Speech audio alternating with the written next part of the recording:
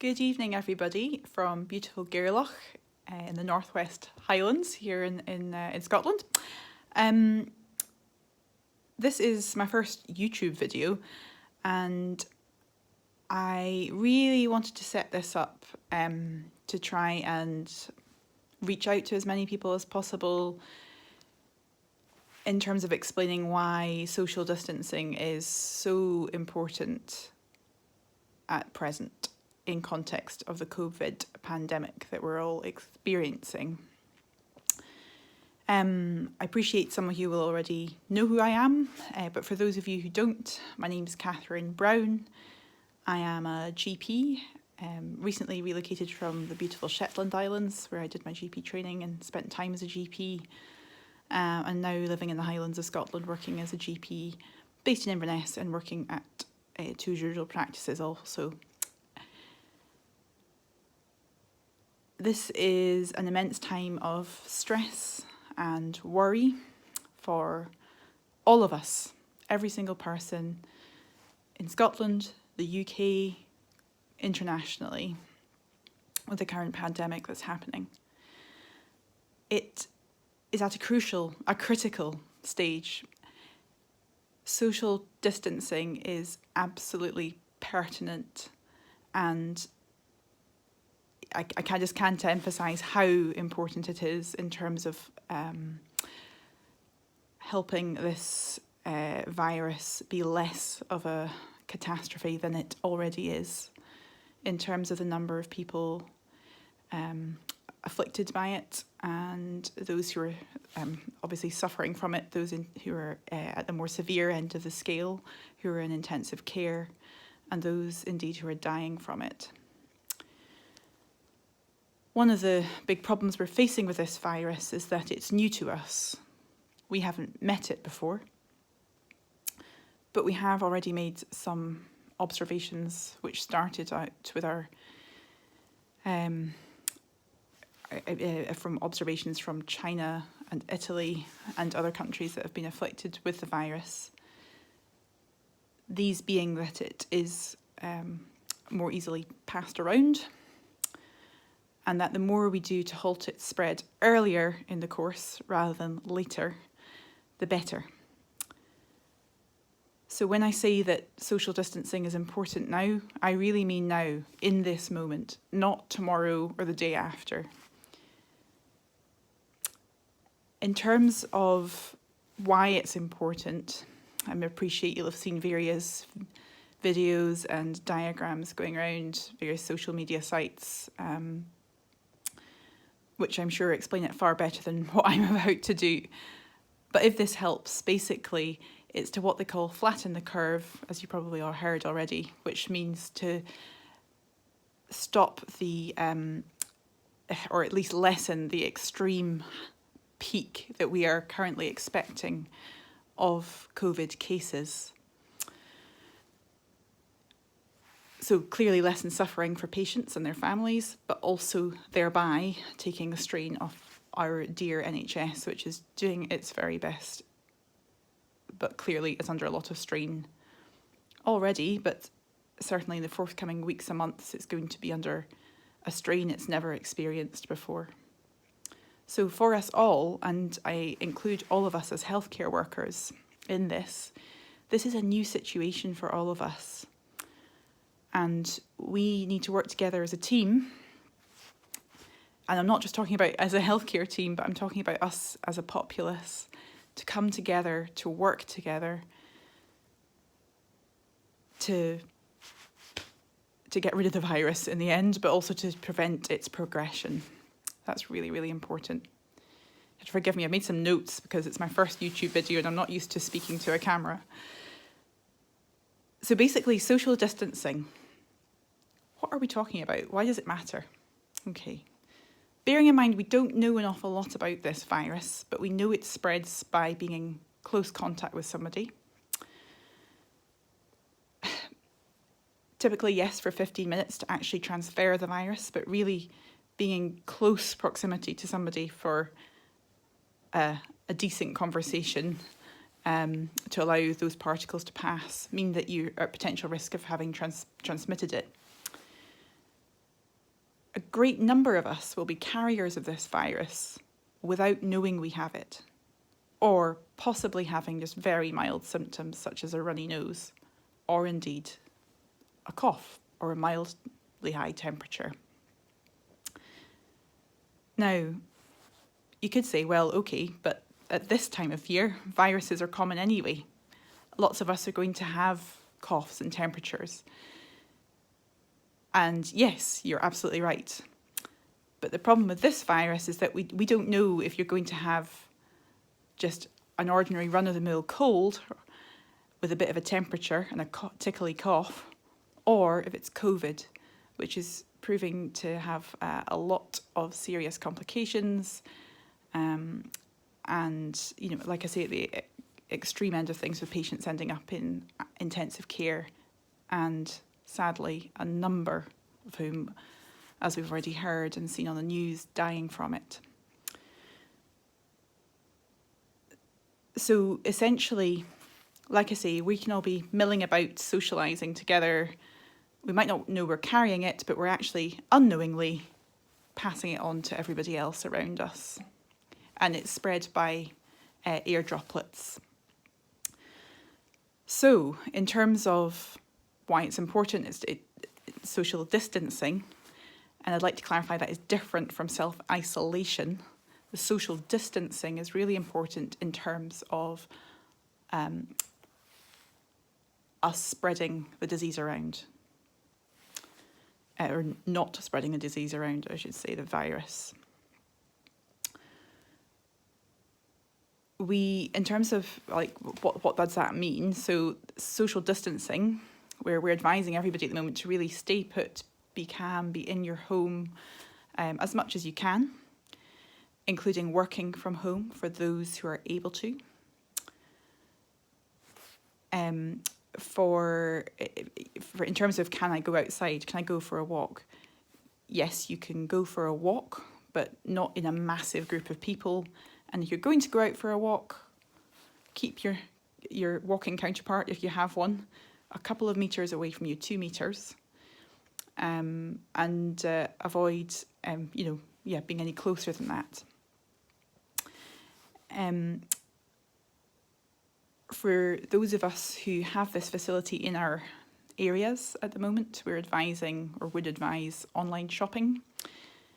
Because obviously at the moment there has been quite a lot of panic buying going on, lots more people in the supermarkets stocking up, bigger queues at the till, and that's, again, more contact with people, more potential for the spread of this virus. All right, so we're trying to minimise that if we can. And for those people who don't have that facility available to them, and I guess I'm especially talking about the people of a more senior generation, who are more at risk of getting the more serious complications of this virus, along with people whose immune systems are suppressed for various different health reasons. I would advocate, and I'm sure a lot of you are doing this already, for family, friends to rally round and get shopping for them, and just drop it off at the door. And I'm sure that would be very much appreciated. So in terms of going out for a walk, a cycle, a run, an open water swim, where it's safe to do so, then that is fine. And we do also need to look after our mental and physical well-being at the moment. So if you're going to go out for a walk, that's fine, but just not in a massive group. And try, as you'll probably have seen on various social media posts and the BBC News, try to go somewhere where you're not going to be around a lot of other people, because a lot of people now are not wrongly thinking, oh, that's great, I'll go out for some fresh air, get rid of this virus, and then we're all actually congregating in relatively small areas altogether, which again is not great for the spread of the virus. So if you're going to go out, keep it in small numbers, keep yourself separated from the other people, lots of hand hygiene, preferably hand washing, hand sanitizer, where the hand washing is not available. Now, social distancing, how can I make this more fun if I'm going to be at home a lot more? And I appreciate a lot of you will be looking after children at home, as well as trying to work from home. And I'm full of admiration for you all doing that. It's an incredibly difficult balance. So, as I alluded to earlier, reaching out to those around you, those in your neighbourhood who you feel are frail, and in need of, say, getting their shopping in. If, like I say, internet shopping isn't an option, and bearing in mind some of the more elderly members of the populace might not be able to work out how to do internet shopping. And that's not to say that many of them will already be doing it, which I know they do, but some of them won't maybe be as comfortable with ordering online. So just to maybe reach out towards them, and to obviously your own family and friends who are maybe in more difficult positions. I've already started doing this myself, and it's actually been a really nice thing, has been to reach out more to my own family and friends in terms of phoning them more often, FaceTiming, WhatsApping, Zoom. And so, yes, we're not physically together, but we are connecting with one another and keeping in touch. And that's so important, especially at this time. I'm a big advocate for exercise and for music, dancing, the arts in terms of supporting our physical and mental well-being. Probably stating the obvious there, but so if you're going to be at home, if you are stuck at home, come up with a circuits regime, or look on YouTube, because there's lots of free ones available. Yoga. I must say myself, I've used the Yoga with Adrienne channel. Adrienne's a wonderful lady who provides a free on YouTube channel for various different yoga for relaxation, yoga for health and well-being, for flexibility. So I definitely advocate her.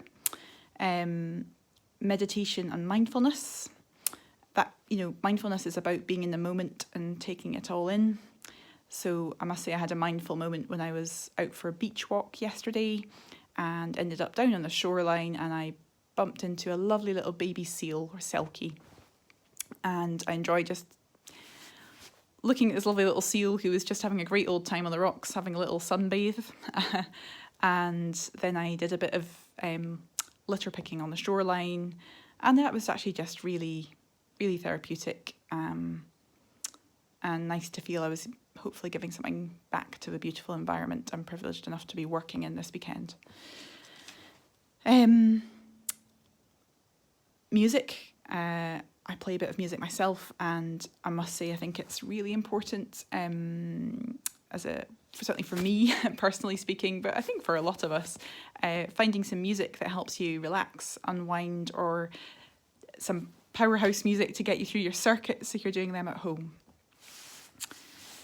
Online board games, I think they're really going to come into their own. I know they're already very popular, but I think at a time like now, they're going to become incredibly popular. And getting into a good book, again, appreciate it's not exactly, we're not going to shops to buy books, and I imagine some of our online options for buying books is different, but there's online availability of books, online books to buy. Sorry, I'm not making much sense there. There are books available to download online. Obviously, for those of us who've got Kindles, using them more often. And good old-fashioned things like going back to writing letters and postcards to people, keeping in touch that way. I've been really heartened over the last week or two noticing a lot of positive things that are going on Facebook, which has been great. One of which has been the stay-at-home music festival or concert that's going on, which is free to watch, but there's also the ability to support the musicians who are contributing to it. A lot of them they're all self-employed and are having significant loss of earnings because, understandably, all of their gigs have been cancelled for the foreseeable future. So clearly for them, as for many of you listening into this, a very uncertain time. And there's another good one that I came across called the Viral Session, which was where different musicians were coming in from all different parts of, I think it was mainly in Poland, but from North America and Ireland, and it was just a really beautiful thing to watch, lots of music and dancing. So yeah, that's the main thing I wanted to say just now. I am actually now, well, not right now, but a bit later, going to post a musical, a bit of not blogging, but a bit of a tune, a bit of a song. I've got a knock at the door, so I better go. But thank you for listening, and see you later. Bye now, and stay that socially distanced way for now, folks. It's all worth it if we pull together. Thank you.